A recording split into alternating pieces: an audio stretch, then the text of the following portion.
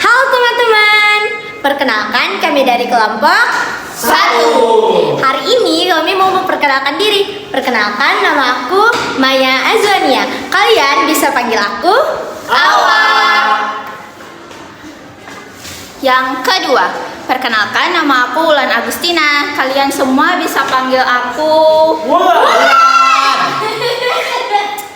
Dan yang ketiga, perkenalkan, nama aku Muhammad Nur, bisa dipanggil Hai. Dan yang terakhir,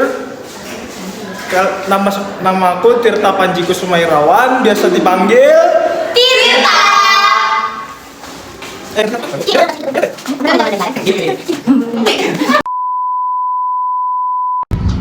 Loh, orangnya di mana kok nggak ada? Sini. Ah, di sini. Halo teman-teman. Hai. Di sini kami akan mengambil satu bab yang akan kami jadikan pembahasan di kelompok kami. Ada yang namanya pola pikir ilmiah. Yang pede dan ngotot belum tentu yang pintar. Kenapa demikian? Karena yang pede dan ngotot atau bahkan yang suka debat dengan hal yang tidak penting itu belum tentu yang dia katakan benar. Di sini kami mengambil salah satu cuitan komentar netizen dalam postingan seseorang yang sedang melakukan pengakuan dari sebuah isu yang beredar. Wih, serem juga ya kalau ada tokoh Bobby di dunia nyata. Tapi bukan saya. Terus Bobby ini siapa kalau bukan Robby ya? Udah, simple aja, mending kita ngitung. 1 tambah 1, 2. 11 kali 11, 121. 12 kali 12, 144. 8 kali 8, 6 kali 4. That simple. Yang waras-waras aja. Dari mata saya masih mati, sehat. Terus sekarang pakai kacamata. Mah, itu mah kacamatanya mah. Tolong mah. Terus sampai sekarang saya baca minus 1,5. Udah lah mah, kacamatanya mah. Terus kalau keluarga saya dibakar gimana? Anak saya dibakar mati gimana? Aduh. Mata masih sehat, saya sekarang tolong kacamata Robby. Kalau keluarga saya dibakar gimana? Kalau keluarga saya dibakar gimana? Gimana? Aduh.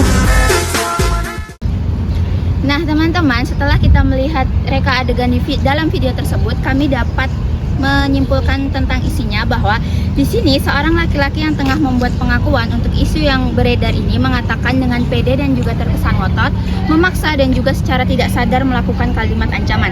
Kesalahan berpikir yang kami maksud adalah di mana dia justru melakukan kesalahan berpikir seperti konsep yang telah kami usung. Harusnya dia melampirkan bukti nyata yang bisa diterima oleh masyarakat, bukannya justru menjelaskan hal lain yang tidak bersangkutan.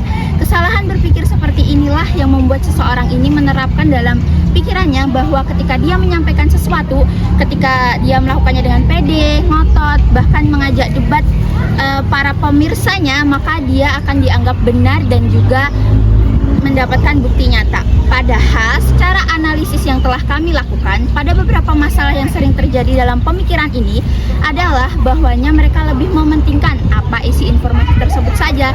Mereka tidak mau repot untuk membuktikan secara nyata berita dan cuitan ataupun isu yang telah mereka baca. Masyarakat juga cenderung tidak mau ambil pusing soal mana yang benar maupun mana yang salah.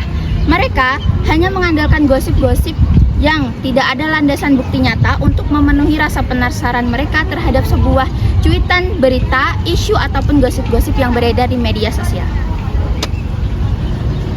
Yang terjadi jika kita tidak bisa menerapkan pola pikir ilmiah yang baik dan benar, maka kita akan dianggap kosong atau hanya perusak suasana.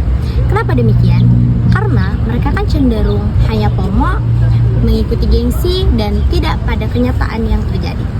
Ini berdampak negatif bagi banyak orang jika berita atau isu-isu yang terjadi salah pada pemikirannya.